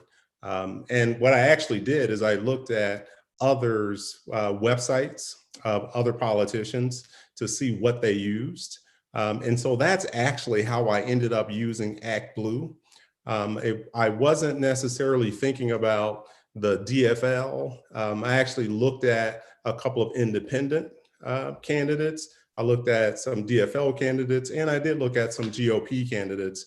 And I settled on using ActBlue, but my intent wasn't related to Democratic or the DFL party. If you look at some of the expenses in there, you'll see that we have a voter list that was all encompassing. We also have the DFL list. If you looked at our communications, I actually am a member of the GOP mailing list. And so I've reached out to them for information as well. So in this particular case, I have sought out information from both the DFL and the GOP because in from my perspective, I actually like to have a balanced view. And so I do try to get information regardless of party. Thank you. You know, either way, I understand that Act Blue might have been the best tool for your campaign, but I guess my broader question is about the DFL's connections to your campaign. Just last weekend, you posted pictures of yourself on Facebook door knocking with Heather Edelson, a sitting DFL politician, and have endorsements from numerous DFL politicians on your website. Further, tools like Stripe and PayPal have lower transaction fees and don't send any money to the DNC. So are you too close to the party in this nonpartisan race? And if not, how will you be inclusive of all viewpoints in Edina? Yeah, I'll give you two answers. One, in terms of PayPal, what I liked about the Act Blue platform was the ability to have a page that is a campaign page that's tied to my website. And so I actually like the plug and play platform from that perspective. So that's the other reason I looked at Act Blue. I do have a lot of support. And what I would say is that my perspective is that I care about all Edina. If you were to listen to some of the feedback, actually the event that you mentioned was a meet and greet where Heather Edelson actually introduced me. And if you go back and you listen to the video from that, what Heather said was, James is someone who doesn't care if you're a Republican, a Democrat, independent. He just cares that you love Edina and he wants to work for Edina. And so that really is what I mentioned earlier about intent. That is where I am. I am a very open and transparent person. If you ask questions, I'm going to give you an honest answer. I'm not beholden to any particular party. I've tried really hard to not be using too much support from any particular party. But what I have to tell you and just be honest is that I'm actually humbled by the amount of support and the people in the community that actually think I can make a difference. And I don't know if they're Democrat, Republican, or independent. All right, when people reach out to me, I think that they believe I can make a difference, and I'm just humbled by that. Thank you, Candidate Pierce. Next, Candidate Takane. Candidate Takane, you bragged about the size, scale, and rapidly growing nature of your nonprofit. However, that must also mean that being the head of such a large organization is a rather large time commitment. Is it possible to simultaneously run such a large nonprofit and be the best possible public servant you can to 50,000 plus Edina residents? Yes, it's possible, and that's where service starts. So there's something called allocating the time. And one thing I'm good at is how to allocate my time and also to do my commitments. And this is what I have done even in the past. I mean, I've allocated my time based on, like how I will be serving different nonprofit board and as well be committed to the work that I do, which I've been passionate about. So it's also collaboratively kind of work together, like the work that I'm doing, which is stability, affordable housing, promoting health insurance for families who are low income in Edina or families or residents who really needs that kind of gives me the lens and perspective of a community-oriented solution that I will bring to the decision-making table. So yes, as long as I am properly allocating my time to service both. Okay, great. As you yourself admitted, your nonprofit highlights its focus on providing affordable housing services. We also know that a big part of this city council race is the question of affordable housing. In fact, there was an entire forum dedicated to that sole issue. So even if you can balance the responsibilities of a nonprofit with a city council job, how can you ensure there will be no blatant conflicts of interest in your decision-making, say if your nonprofit wants to expand into Edina? Yes, that's actually a good question. So I believe in, when we talk about conflict of interest, what are those interesting, or what are those things that can bring the conflict? As someone who have been part of the conflict resolution Minnesota, I have been advocating on ways professional people can resolve conflict and also avoid conflict, and that starts with me.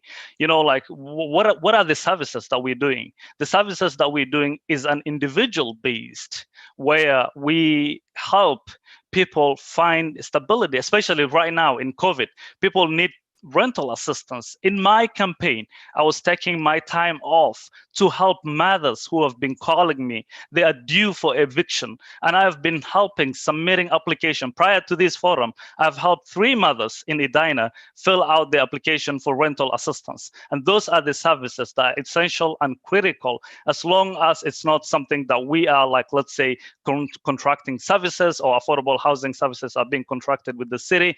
And as I manage that relationship with the city as well, then we can collaboratively or personally achieve that independency, where there will be no conflicting. And then I'm always guided by ethics, and the number one value is to have the value that represents and reflects on my work, which is one of the core ethical things that I hold accountable for myself.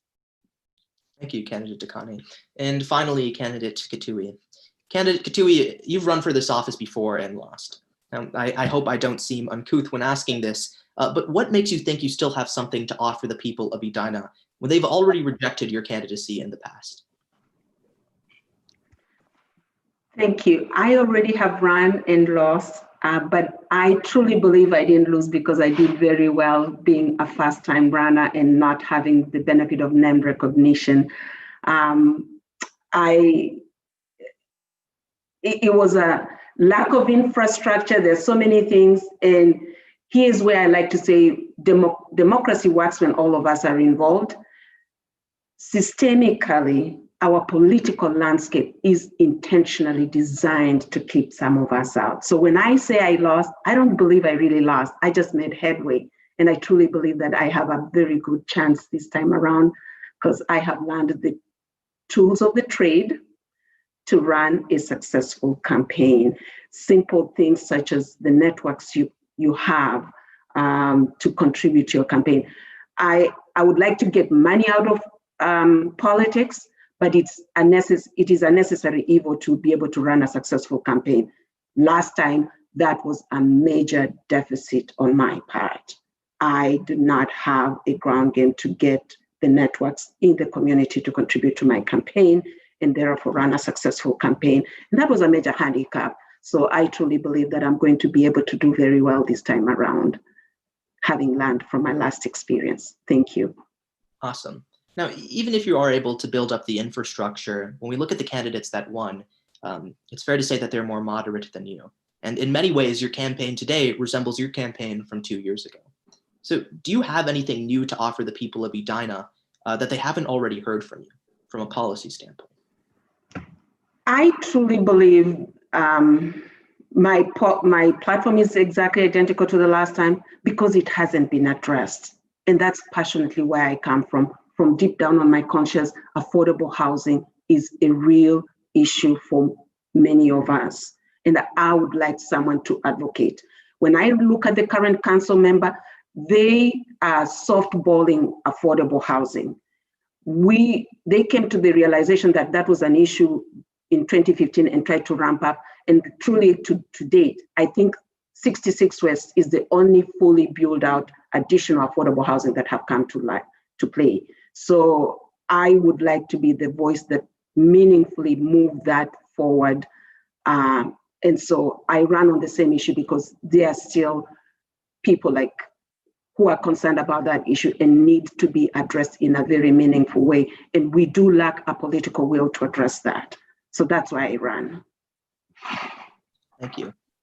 So we're going to circle back to just one other question, not as tough as these few. But many students, also commented about changes to their family livelihoods during this pandemic, including comments about their family businesses and, their parents' jobs. So how will you support local businesses during this pandemic? We'll start with you, candidate Pierce.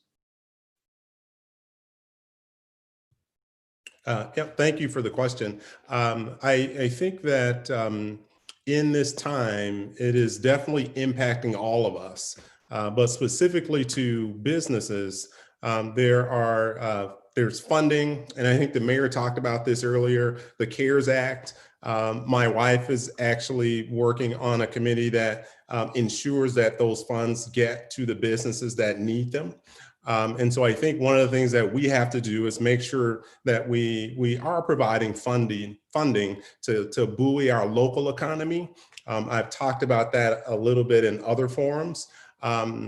In addition to that, I think we have to rally around our businesses and kind of accept the fact that the local businesses, restaurants, and local retailers, they really are the core of the community. They're part of the fabric of the community.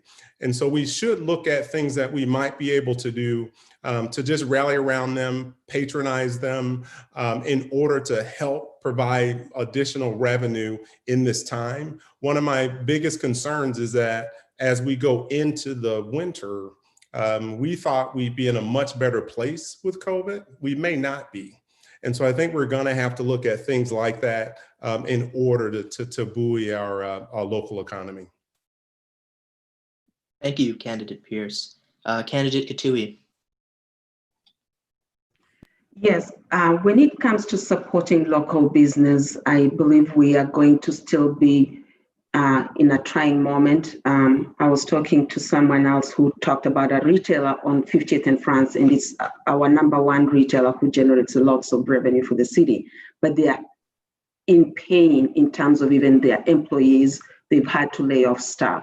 So they are unable to order inventory for the next spring season, which usually is happening at this time. So knowing those kind of things, we are going to have to be creative in helping those businesses survive if we can, because it's in our interest to help them survive in order for us to also continue as a city to run our affairs. So we are looking at tough times, but if there is any opportunity that funding comes back from federal or whatever, we still need to be able to share that pain with our local businesses, because if they survive, we equally are going to do well. And so when all of us do well, we all do better. So that's what I believe. Thank you. Thank you. Candidate Jackson. Thank you. Well, for the students who raised that question, my heart goes out to you. When I was in high school, my parents were in retail and they faced a similar situation, and it's scary. And I know it's hard to live with that stress. We will get through this, but my heart goes out to you. I think James mentioned a lot of really wonderful things. The city did get CARES Act funds. So we put forgivable loans. We gave forgivable loans out to a number of our small businesses in the area. The Chamber of Commerce has been helping to spread the word about restaurants that are in our town, so that, to encourage people to come out and eat and to patronize them. And I hope that the city can have events again. I mean, with COVID, we don't really know. But we've helped host events in the past, like the Taste of Edina, with the chamber, that helps highlight the wonderful businesses.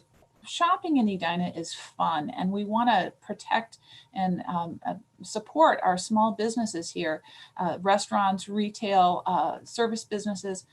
So any ideas we'd love, and events can help, but my heart does go out to you, and it's difficult, and we're all in this together. Thank you. Candidate Takane. It's a great job, and I am in the same shoe with the person who have asked this question.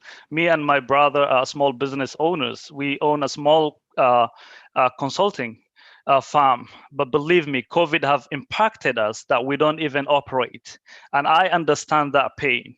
One thing I've done in the light of pandemic during these economic uncertain times, COVID have shown a light on disparities that's existing in many communities and many diverse communities, especially small business owners who are really struggling to navigate in this really tough climate. What are we doing right now to address that? I've been reaching out to mayor at the beginning of this pandemic to see how we can collaboratively help small businesses. But believe me, there ain't or they are not that much of assistance to small business owners, which is unfair right now in county level, in city level. Like, we really disproportionately need funding to these small business owners as well, whom many of them are struggling and are really, really in tight in economics. So I will promote in business highlighting in the city and use the communications and channels and ways we can promote that in a city level. Thank you, Candidate Takane. And finally, Candidate Bland. Thank you. I would like to start by addressing the person who wrote the question. I'm really sorry, and I'm with you. If your mom and dad is furloughed or lost a job, it's a very, very hard and scary time, and I empathize. But this is a hard time, and the thing of it is that we're all in it together as an Edina family. We have to remember that. The first thing is to get the safetiness of this disease under control. This mask ordinance didn't bring everybody along, unfortunately. When I knocked on doors, some people were upset about it. And I think that policies don't work if you don't bring people along. So I'm very, very happy that recently the CDC came out and said that masks are the one simple thing that will help to get this under control. The second thing is relief. The city has an obligation to create mechanisms that will help our economy, just like what James said.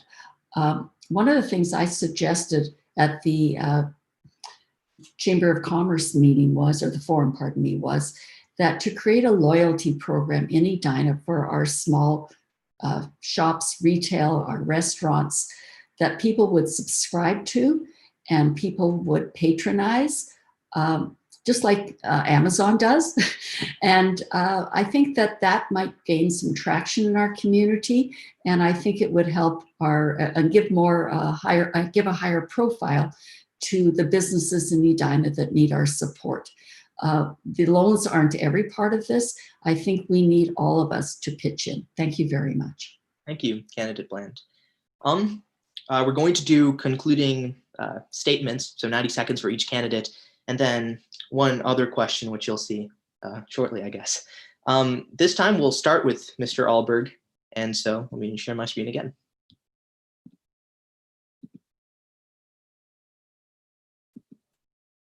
Thank you again for the time tonight, and thanks to the speech team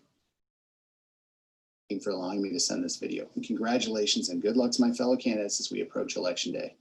We've heard a lot of information this evening, and most, if not all, is probably sounding pretty familiar at this point. If you want to better understand my perspectives on any of the topics, I would urge you to watch other forum recordings. A few things I do want you to know about me as I make my closing today. First, I think different. I don't accept everything at face value, and I believe in objective thinking, even if it's not what we do here in Edina. Second, I'm a young voice with demonstrated experience in bringing engagement and can represent a younger perspective as part of this bridge generation. Lastly, my young family and I are planning on being in Edina for a very long time. I have skin in this game.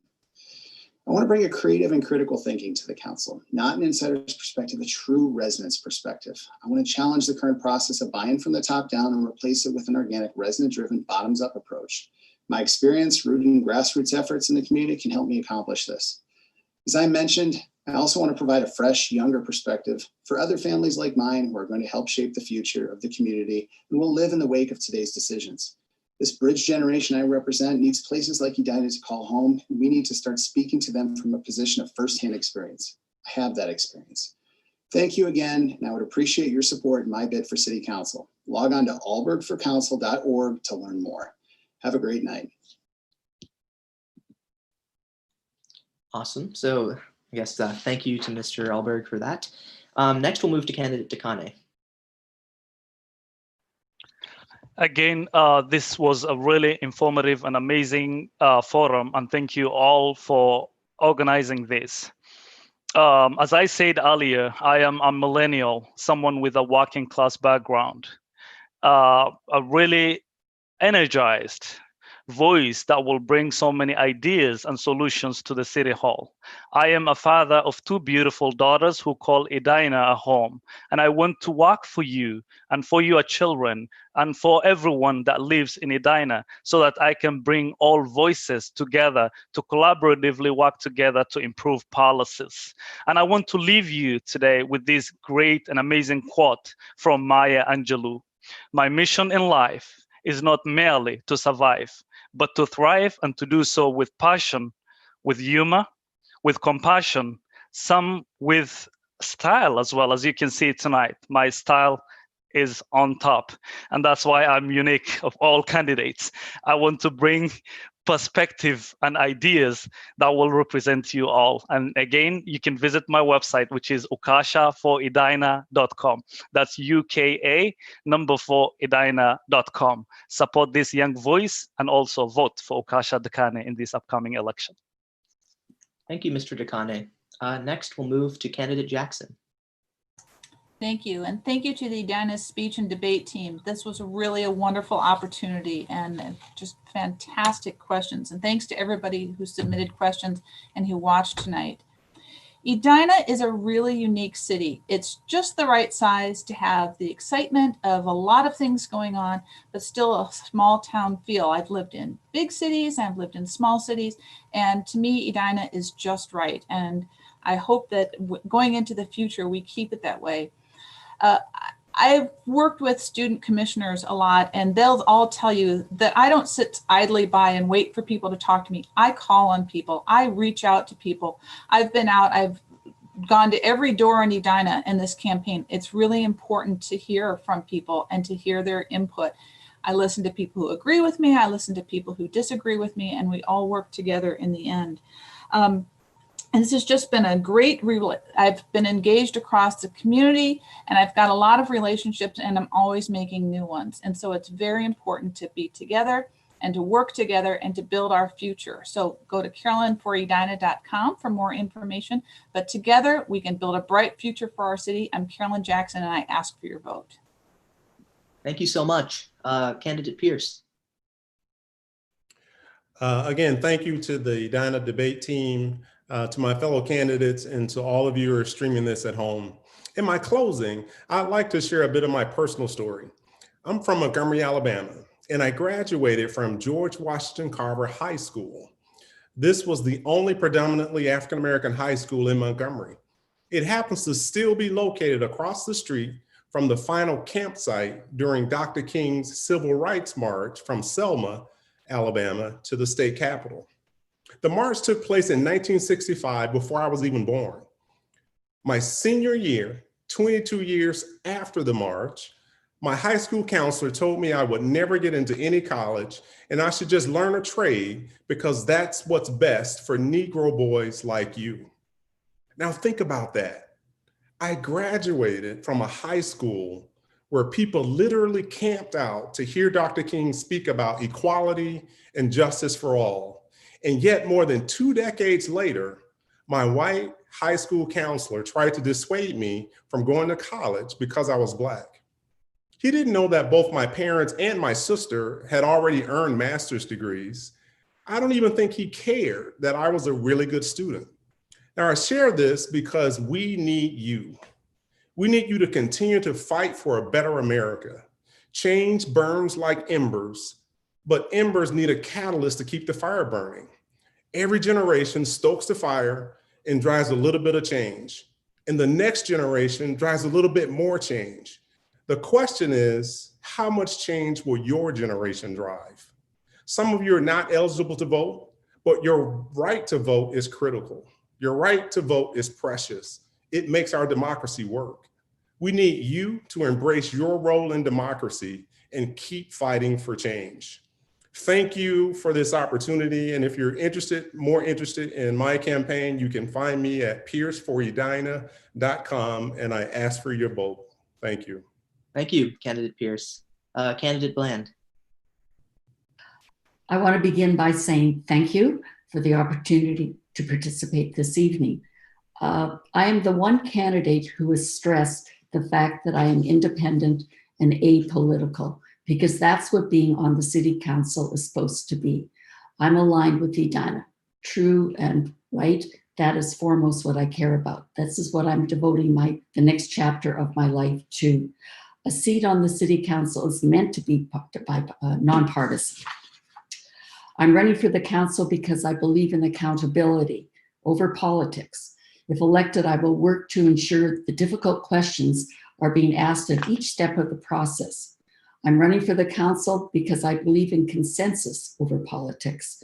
If elected, I will work to ensure all voices feel empowered to be heard. I'm running for city council because I believe in transparency over politics. If elected, I will work to ensure decisions are not preordained.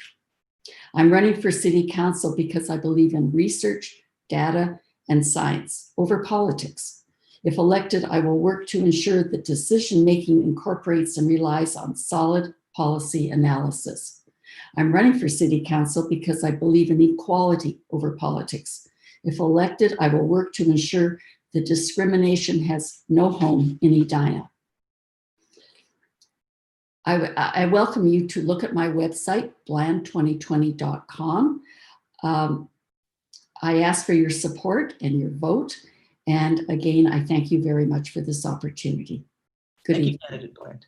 And finally, Candidate Katui. Thank you, Edina Debate and Speech Group, for hosting us today. Thank you to my fellow candidate for stepping forward to run. And thank you to all the people who are watching us today. Serving on the Edina City Council is about listening to Edina residents. For me, it's about good government, creating and maintaining a level playing field that provides high quality of life for all of Edina's citizens. It's about being there for residents throughout the city. This is a goal at the heart of my campaign, all in for all of Edina. Being on the city council is a big commitment. It's one that I am ready to make. I am on the Edina Housing Task Force. We are addressing one of the most complex issues of our time, affordable housing, which is going to be further complicated by COVID-19 that has hit us. I am also on the communications feedback group, an entity that is critical for the community engagement. My day job is with the state of Minnesota in a position where I follow protocol. So when it comes to ethics and transparency, I already am on board on that. I work for the government. It is an essential aspect of maintaining public trust. I understand the significance of serving. I have time to back up, to give to the community. I am all in for Edina, and I am respectfully asking for your vote on November 3rd. Please visit my website, www.janet4edina.com, and vote Janet on November 3rd. Thank you. Thank you all. As I said before, we have one more question. Before that, I just want to quickly shout out the Edina Debate Team again. They really are an amazing institution, and they've done so much for me and so many other people. So if you're a high schooler watching this, join the team. We plan to do this in the future, so hopefully, if you run for re-election or you're whatever, just hopefully you can attend again.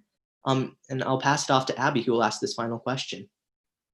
Hi, yes. So as someone who just turned 18, I am super excited to vote in this election. In fact, 2 of you will earn my vote tonight. So in one sentence, please explain why you are the best candidate for the job.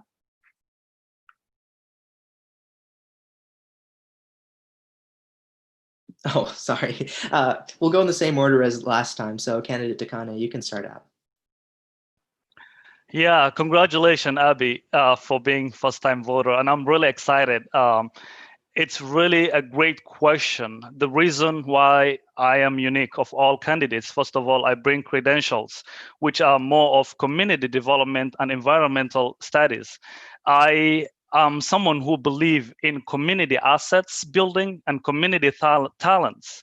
So I have worked with diverse young people. I've worked with communities in different ways and walks of life to collaboratively work together for improved policies. I believe in asset building within the community, and I believe in working together, and that's what make me unique. And just a reminder for all the candidates, one sentence only, please. Candidate Jackson. Thank you. Because Abby, this election is all about you. It's about building the future for our children, and I hope that I can build a bright future for you and your peers. Candidate Pierce.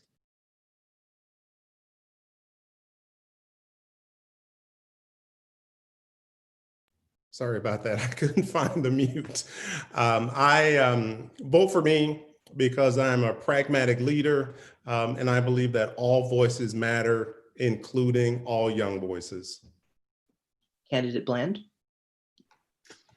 I'm a nonpartisan and committed to Edina, not a party or ideology, semicolon.